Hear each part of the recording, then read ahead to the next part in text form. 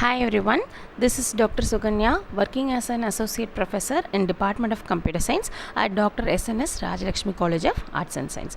So in this video we are going to know about the OSI reference model and the computer networks. So before entering into the video, we should know few introduction about the OSI. That is, the OSI is the acronym of Open Systems Interconnection. So it is a model in which the conceptual framework that standardizes the functions of a telecommunication or computing systems into 7 distinct layers. So this OSI reference model has been classified into 7 different layers. And in each layer in the OSI model serves a specific purpose and interacts with adjacent layers in order to facilitate communication between the devices on a network. So the layers are designed to abstract the complexities of the networking into manageable components, allowing for the interoperability between the different systems and technologies. So each layer of the OSI model serves for the specific purpose, and all those layers should always have an interactions with their neighborhood, that is adjacent layers, in order to do the fine communication among themselves.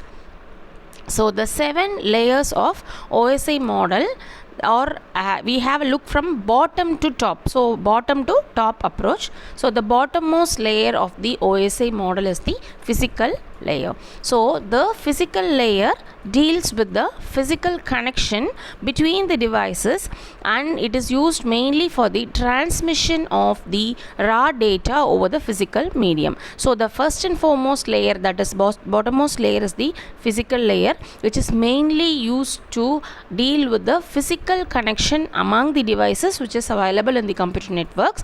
So it is main duty to transmission the raw data over the physical medium.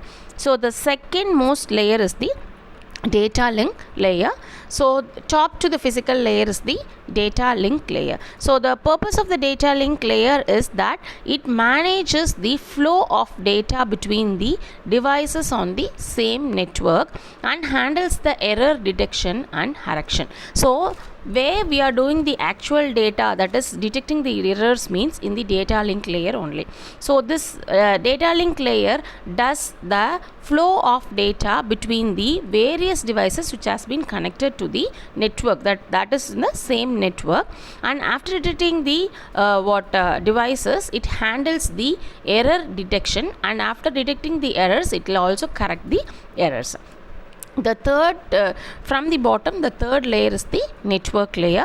So the network layer, which is responsible for routing the data packets between the different networks. So the information in the network will be transferred in the form of packets. So this particular network layer, which has the responsible for routing the data packets between the different systems which is connected to the networks, and it addresses and forwards the data to the correct destination. That is, when we see about the data, when we transfer from one place to another place, it should be forward to a correct destination. So this has been done by the network layer.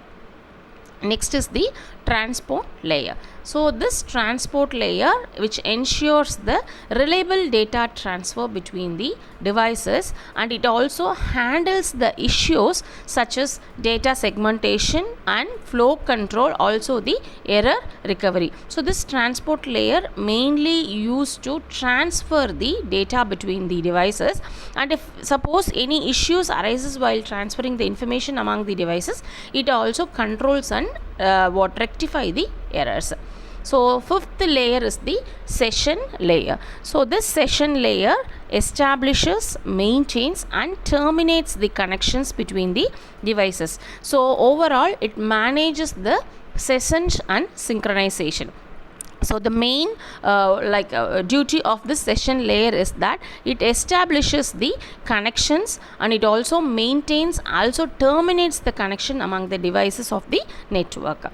The sixth layer is the presentation layer. So this presentation layer, which is mainly used to translate the data into a format that can be understood by the application layer, and it also handles tasks like encryption, data decryptions, compressions, etc. So all this data compressions, encryptions and decryptions format has been done in the presentation layer. It also translates the data into a format that can be understood by everyone. Next is the application layer. So the last topmost layer in the OSI model is the application layer. So this application layer provides a network services directly to the end users and applications also. So it also enables the communication and interact between the devices. So this topmost application layer which enables the communication and interaction between the devices. So this is the pictorial representation of the OSI model. So from bottom, physical, data link, network, transport, session, presentation and application. So far we have seen brief notes about all these 7 OSI layers.